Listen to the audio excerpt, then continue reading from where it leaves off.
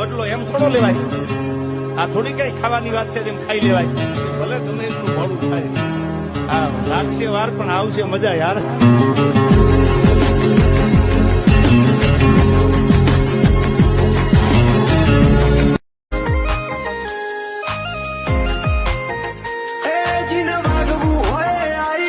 મારી સાથી ઉપર વાગે ચો ફરીએ બેસીએ ઉઠીએ આખું બજાર એ તો જોણી જીન વાગવું હોય આઈ મારી સાથી ઉપર વાગે ચો ફરીએ બેસીએ ઉઠીએ આખું બજાર એ તો જોણી